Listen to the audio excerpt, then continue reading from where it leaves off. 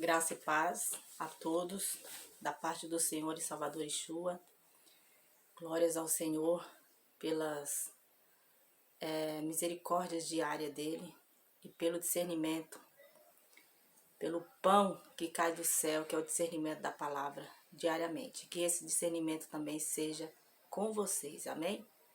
Louvado seja o Senhor. Hoje vou falar a respeito do engano que tem operado, tem sido crescente. E olhando para a Bíblia, para quem tem um entendimento bíblico, vê claramente as profecias finais se cumprindo a todo vapor, como o que fala a respeito do fim dos tempos em Daniel 12. Daniel 12, versos 4, vai falar do aumento do conhecimento. Esse conhecimento aí se relaciona à ciência, à tecnologia, que seria comum que viesse ao longo do tempo, vai se ocorrendo avanços, vai se modernizando, mas não há nada novo debaixo do céu, apenas descobertas. E aí sempre vai ter personagens ou personagens responsáveis para trazer à humanidade esses conhecimentos das descobertas. Eu coloco como descobertas porque a própria palavra diz que não há nada novo. Então não são conhecimentos de que nunca houve para a nossa geração, mas existe aí uma história que nós não temos conhecimento de antepassados, mas a tecnologia ela não é algo só da nossa geração, tá? Só que esse aumento do conhecimento, por um lado, é bom para a humanidade, no que diz respeito à medicina, e para um outro, embora traga segurança, traga um conforto, mas o conforto e a segurança, que estão muito alinhados, muitas das vezes estão associados à insegurança, falta de confiança na segurança. Por isso se criam meios para que haja segurança. E lá em 1 Tessalonicenses capítulo 5, versos 3, vai falar: quando disserem paz e segurança, virá sobre eles repentina destruição. E é preciso entender bem essa mensagem. Ela é um ponto-chave para se entender o fim dos tempos e o andamento para que isso ocorra. Então, para quem tem conhecimento bíblico, quando olhamos para os personagens responsáveis a trazer, não quero citar nomes, mas responsáveis para trazer o conhecimento, os avanços, são pessoas que o Senhor assim permitiu. E quando entendemos as profecias, não olhamos isso para, não temos o olhar de satisfação, de alegria, porque vemos o que há por trás de tudo isso, ok? Como por exemplo, a questão quando é levado para a questão da neurociência, questão cerebral. Outra questão, quando é levado para uma modernidade, onde você precisa inserir um chip na sua mão, no seu corpo, seja onde for. Porque a própria palavra vai falar a respeito de uma certa marca. E essa marca subentende como um chip, porque é o meio eletrônico para se ter acesso. E hoje já é confirmado a existência e a funcionalidade de tudo isso. Então, o caminho da modernidade para levar para essa segurança, ao mesmo tempo, está descartando ofícios que são praticados por pessoas. que são manuais, que precisa ali de um ser humano por trás para estar operando, ao invés de máquinas, a não ser que a máquina seja auxiliada por uma pessoa. Mas os avanços eles vão chegando a tal ponto que vai descartando o ser humano. Então, temos que olhar para esse lado.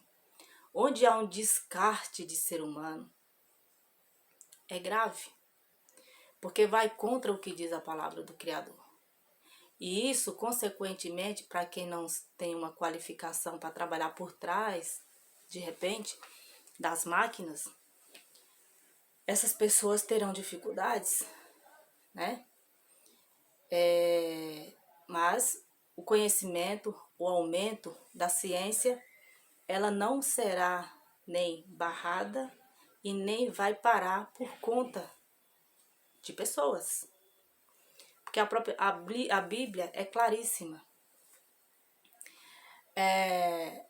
Como eu disse, por trás de uma segurança há uma insegurança. Para se criar, vou dar aqui como por exemplo, um meio de fazermos as compras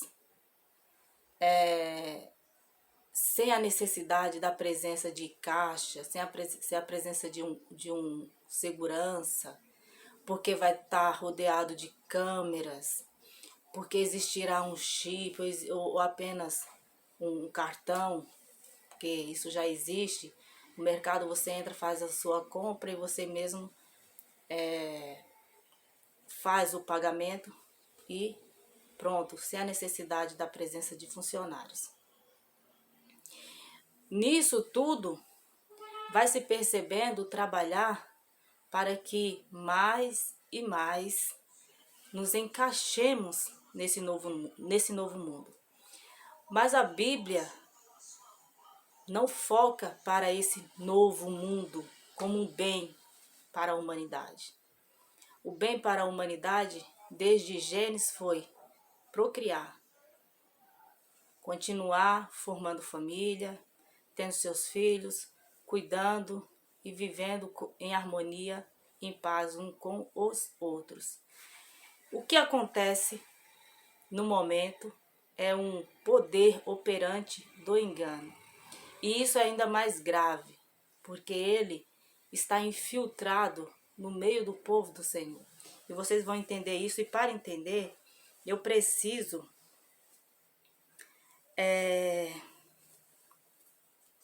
ler primeiro a Reis. Deixa eu vir aqui,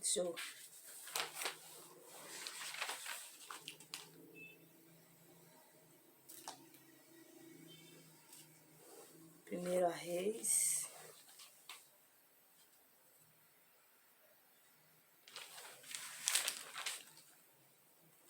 Aqui, ó, primeiro a Reis, capítulo 22. Não vou ler todo porque é um pouquinho longo, mas eu vou procurar pegar alguns tópicos aqui para que vocês entendam a referência para falar a respeito desse engano.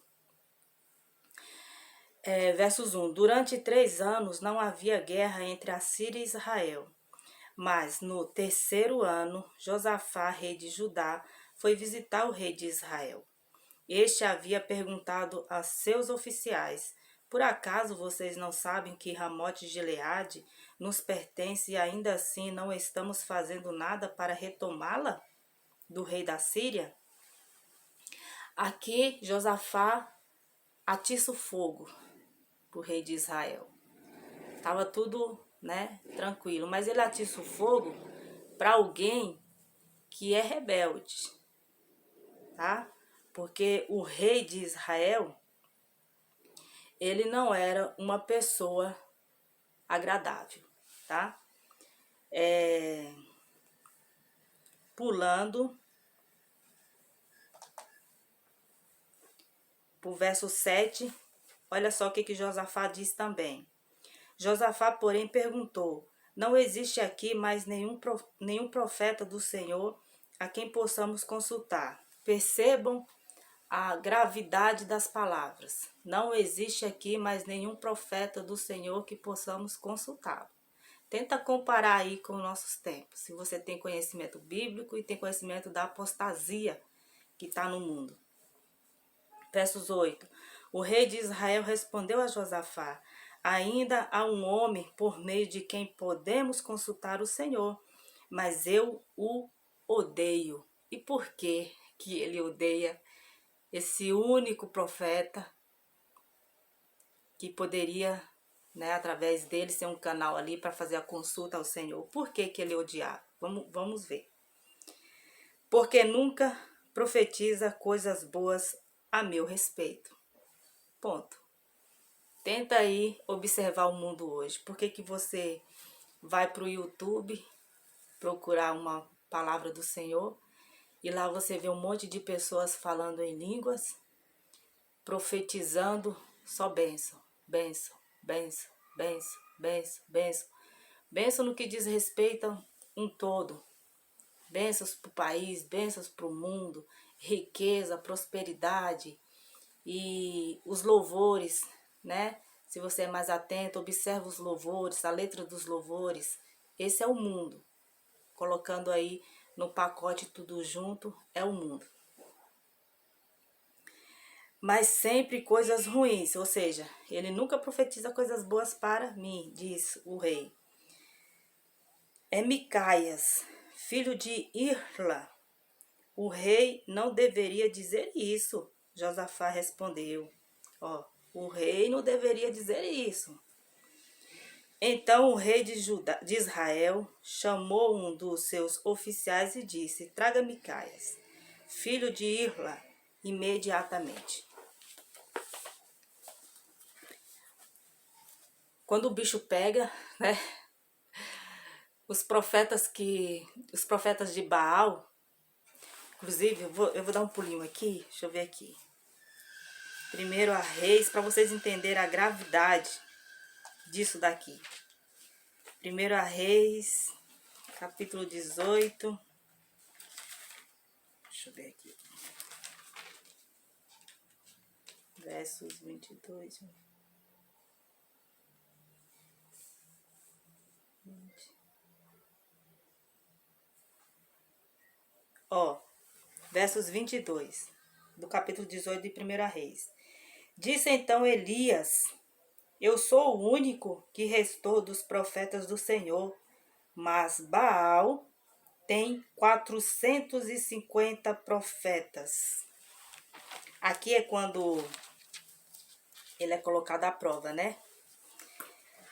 E desce e chove, né? Sobre o fogo. Então, enquanto tinha ali Elias, veja como que é o tempo, as fases da palavra do Senhor. Magnífica. Elias se coloca ali como o único. Na visão dele, ou de repente, naquele ambiente, ele era o único. Mas Baal tinha 450. O que isso quer dizer? Que para falar a vontade de Baal, para falar o que as pessoas querem ouvir, são inumeráveis. Mas aqueles para falar o que o Senhor manda, não são recebidos, não são aceitos, não são bem vistos. São odiados. Assim como esse rei de Israel aqui odiava Micaias, tá?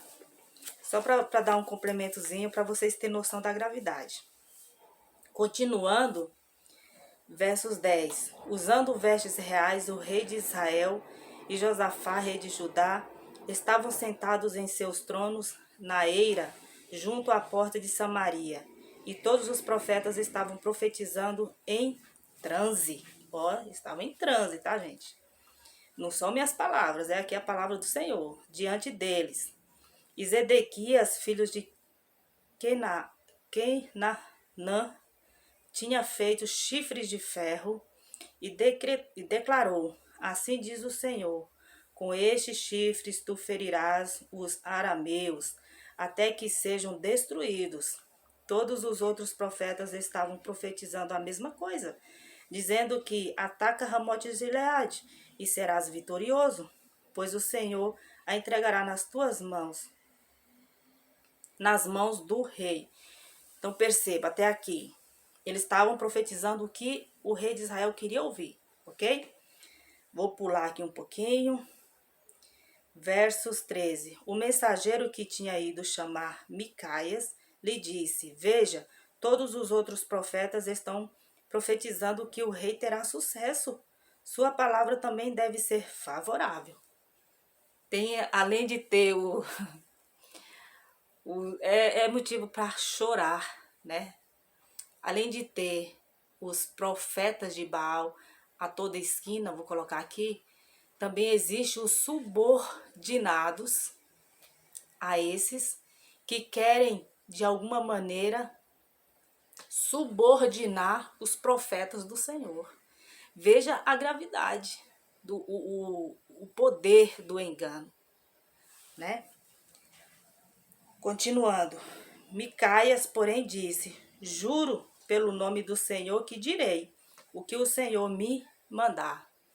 Aleluia, louvado seja o Senhor. Quando ele chegou, o rei perguntou: Micaias, devemos ir à guerra contra Ramote de Gileade ou não? Ele respondeu: Ataca, e serás vitorioso, pois o Senhor a entregará nas mãos do rei. O rei lhe disse: Quantas vezes devo fazer você jurar que irá me dizer somente a verdade em nome do Senhor? Então Micaias respondeu: Vi todo Israel espalhado pelas colinas como ovelhas sem pastor. E ouvi o Senhor dizer: Estes não têm dono. Cada um volte para casa em paz. O rei de Israel disse a Josafá: Não lhe disse que ele nunca profetiza nada de bom a meu respeito, mas apenas coisas ruins? Micaias prosseguiu: Ouça a palavra do Senhor. Vi o Senhor assentado em seu trono, com todo o exército dos céus ao seu redor, à sua direita e à sua esquerda, e o Senhor disse: Quem enganará Acabe para que ataque Ramote de Gileade e morra lá? Aqui é o ponto. Micaias coloca a visão, coloca tudo às claras para esse rei. Que embora ele tivesse sucesso, e ali tá falando a respeito do povo do Senhor, veja a gravidade, tá? Mas ele morreria. E isso, não, claro que não soaria bem aos ouvidos do rei. E aí mais para frente ele acaba que enviando ele para a prisão, mas é interessante o que é seguido aqui, ó. E um sugeria uma coisa, outro sugeria outra, até que finalmente um espírito colocou diante do Senhor e disse: Eu o enganarei. De que maneira? Perguntou o Senhor. Ele respondeu: Irei e serei um espírito mentiroso na boca de todos os profetas do rei. Disse o Senhor: Você conseguirá enganá-lo. Vá e engane-o. Essa mensagem ela precisaria ser lida, porque aqui no caso do rei de Israel, ele tinha ao dispor dele os profetas que, em transe, falavam o que ele queria ouvir. Mas aí vem o profeta do Senhor, confirma o que é dito ali, que ele teria vitória. Porém, ele morreria. E isso não soaria como uma palavra boa aos ouvidos desse rei. Hoje não é diferente, tá, gente? Hoje não é diferente, eu vou mostrar aqui para vocês o porquê da necessidade de ler 1 Reis, capítulo 22. O que está acontecendo com o povo do Senhor? Vamos ver aqui. Ó. Quando vai falar aqui, segundo Tessalonicenses, capítulo 2, vai falar do homem do pecado. O povo do Criador tem uma dificuldade funcional de entender as profecias no que se refere ao fim. Se você for para o YouTube, você vai encontrar várias profecias. E aí, às vezes, quando surge, que eu coloquei lá no início, personagens levantados para trazerem ao conhecimento da humanidade um resgate de algo que já existiu, mas como novo para a nossa geração, para avanços, para segurança e para um aumento da ciência que se multiplica por causa do conhecimento. As pessoas ficam perdidas tentando apontar um anticristo ali, um anticristo acolá, e não consideram o que é dito na palavra do Senhor, como o próprio João disse, muitos têm se feito anticristo. E a palavra anti já está falando, que é anti, que é totalmente contrário ao Cristo, que é contrário ao que diz a palavra, como diz a própria palavra, que se colocam contra tudo aquilo que se chama Deus, ou seja, tudo que vem do Criador, tudo que é santo, tudo que é sagrado, é colocado contra. Só que o povo está tão mergulhado numa cegueira que eles estão correndo risco muito grave, porque eles estão olhando só para o lado dos benefícios. Agora eu vou colocar aqui um parênteses. Peço que vocês que assistem os vídeos, estão acompanhando, vou falar isso para que vocês tenham atenção. No meu ponto de vista, caso viesse, como eu li lá, o espírito, né, para enganar o rei, vamos colocar aqui para enganar a humanidade, né? Vamos supor aí que essa conversa para os fins dos tempos chegou e esse espírito falou: eu vou enganar a humanidade. E aí o Senhor fala: tu conseguirá, vá, engane-o. Quem se encaixaria bem? Quem você colocaria como uma pessoa anti? Porque para enganar o povo do Criador, precisa vir com uma capa de cordeiro. Porque certamente vai se colocar como o próprio filho, o próprio rei. Então precisamos observar a fala. Eu tenho observado muito a fala. Falei que não vou colocar nomes. Vocês sejam atentos e vocês procurem. Mas quando um homem abre a boca e diz, porque a palavra lá em Mateus vai dizer, se possível, enganaria até os eleitos. Eu confesso para vocês que até certo ponto, por conta das boas propostas, eu comecei a ver que era algo agradável. Mas quando você começa a ouvir, por seguir, procurar estar atento sobre os acontecimentos, você começa a ouvir. Quando eu fui ferido há 2000 anos atrás, na fala de uma pessoa que é representante de povos. Quem foi ferido há 2000 anos atrás? Não foi o Cristo? E ele não reviveu porque ele não pôde, a sepultura não pôde segurá-lo, porque ele não tinha pecado, ele era o filho, ele é o filho. Mas para vir como um anticristo, como é que essa pessoa enganaria o povo do Senhor? Só que não engana os eleitos, porque os eleitos estão atentos. Então, são várias palavras que acabam saindo da boca, eu não vou colocar aqui, mas que eu já ouvi, e que me deixam com o pé para trás. Vou fechar o parênteses em relação a isso. Ok. Então, se fosse para vir um anticristo tentando se comparar ao Cristo para enganar o povo que está cego, que não está enxergando os sinais e os acontecimentos proféticos do fim, não estão entendendo, estão perdidos, serão enganados. Apenas aqueles que estão atentos enxergarão, para vocês verem a gravidade. Esse é o mundo que está operando. Então, o homem do pecado, aqui, olha só o que diz o apóstolo. Irmãos, quanto à vinda de nosso Senhor Jesus Cristo e a nossa reunião com Ele, rogamos a vocês que não se devem abalar nem alarmar tão facilmente, quer por profecia, quer por palavra, quer por carta supostamente vinda de nós, como se o dia do Senhor já tivesse chegado. Não deixe que ninguém os engane de modo algum. Antes daquele dia virá apostasia, e então será revelado o homem do pecado, o filho da perdição.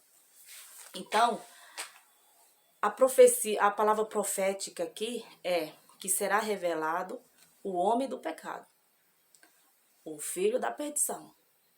Esse homem do pecado, ele, para enganar o povo do Criador, ele precisa vir com boas propostas. Ele precisa professar fé. Ele precisa, só que aí você tem que ver os frutos. Você tem que ver as falas. Você tem que observar, porque o engano será realmente muito grande. E por que que o Senhor permitirá isso, né? Olha só o que diz aqui no mesmo capítulo, agora capítulo 10 ao 12. Ele fará uso de todas as formas de engano, da injustiça para os que estão perecendo, porquanto rejeitaram o amor à verdade que os poderia salvar. Por essa razão, Deus lhes envia um poder sedutor, a fim de que creiam na mentira e sejam condenados todos os que não creram na verdade, mas tiveram prazer na injustiça. Aqui, 2 pontos importantes. Tiveram prazer na injustiça. Não creram na verdade. Qual é a verdade? A verdade é o Evangelho, que é o poder de Deus. Então, o que nos foi enviado para a nossa salvação? Para que possamos estar preparados para o dia do encontro com o nosso Salvador. Os evangelhos, que estão as doutrinas, muito claramente. Basta ler para ser santificado pelas palavras, como diz em João 17:17. Vocês já estão sendo santificados pelas palavras que eu vos tenho dito. Então, precisamos, na palavra do Senhor, sermos renovados, selados. Porque quando ouvimos a palavra e não esquecemos, não deixamos para lá, mas quando ouvimos e lembramos que de fato é a palavra do Senhor, é sinal de que fomos selados pelo selo do Espírito. Para isso é preciso meditar nos evangelhos, Mateus, João, Lucas e Marcos, que é uma confirmação de relatos do tempo de Yeshua, do Cristo em carne. Depois vem Atos, vem a descida do Espírito, vem o renovo, vem o tempo novo, tempo em graça, que nos possibilita, através do Espírito Santo, compreender a mensagem do Senhor de modo espiritual. Porque a palavra diz, a letra mata, mas o Espírito vivifica. Entendendo a palavra de modo espiritual, não seremos enganados. Saberemos identificar quem são os anticristos, que são inúmeros, quem são esses profetas de Baal, que só profetizam o que o povo quer ouvir para alegrar o ego das pessoas. Não vou afirmar que está aí, porque isso pode trazer uma certa curiosidade, né? Mas eu peço que vocês observem, né, esse homem do pecado, esse filho da perdição. Quem é ele? Quem é ele? Quem é esses que você nunca vê com a Bíblia na mão, lendo? Quem são esses que você não vê citando o Evangelho, falando da importância do arrependimento de pecados? Que você é templo, morada do Espírito Santo. Se for colocar, classificar, serão muitos filhos da perdição. Mas aqui está falando de um especificamente, que é o representante de todos os outros. Então precisamos estar atentos sobre o engano, porque o engano ele é operante, ele é forte.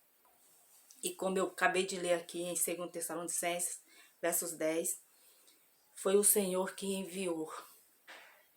É o Senhor que envia. Por quê? Porque com o Senhor, como diz a palavra, de Deus não se zomba. O que o homem semear, isso ele colherá. Então, se o homem semeia para o corpo, ele colherá perdição, morte. Se ele semeia para o espírito, ele colherá vida. Então é uma questão de decisão. Só que só podemos semear para o espírito quando temos conhecimento da palavra do Senhor. Sem o conhecimento dela é impossível. Então precisa-se buscar pessoas que exploram da palavra do Senhor, porque a história, por isso que eu li 1 Reis, capítulo 22, e também li um trechinho do capítulo 18, ela vai se repetindo. E o que tem ganhado força? Porque existirá um fim, o engano. Quanto mais pessoas voltadas ao engano, e o engano ele não vem com cara de mal. Ele só vem oferecendo coisas que para quem é carnal é satisfatório. Traz a falsa segurança, né? A falsa paz, porque aumenta-se os avanços tecnológicos, a modernidade, mas poucos têm acesso a isso, porque é colocado como algo valioso. Mas valioso mesmo é a palavra do Senhor. E as pessoas precisam se atentar a terem desejo de buscar a mensagem, a palavra do Senhor, verdadeiramente. Porque chegará o dia que não teremos mais acesso a ela. De que maneira? Está profetizado. Buscarão de um lugar a outro, navegarão e não acharão. Então, essa tecnologia toda será durável? Será que ela não está aí com propósito para que as pessoas busquem o conhecimento? Se tem dificuldade de se instruírem, só você, a Bíblia e o Espírito, e precisa de mais ajuda, todo mundo precisa de ajuda, né, gente? Quanto mais conhecimento da palavra do Senhor, melhor. Se temos um filtro, que é o Espírito, para nos dar auxílio e ler a Bíblia e ver o que procede, o que não procede, esse é o caminho. Porque o caminho do mundo é o seu fim. O mundo ele não está crescendo na modernidade, no conhecimento, para melhoria da vida humana. Vê o que está acontecendo no mundo, as epidemias, as doenças. E alto índice como é que eu posso colocar aqui? Impostos, né? Impostos. E cada dia que passa, as pessoas com poder de compra diminuindo, sem ter, não é todos, depende muito do modo de vida de cada pessoa.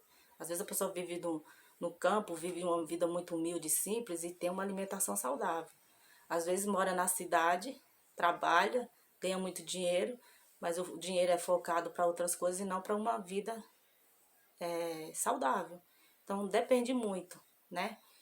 Mas o fato é que vai se estreitando, vai dificultando. Para quê? Porque as pessoas se encaixem a esse mundo novo de modernidade. Mas já foi deixado aqui na palavra, que é o grande presente do Senhor, as instruções para que possamos perceber a figueira que está aí, dando já os frutos, ver as últimas profecias se cumprindo, né?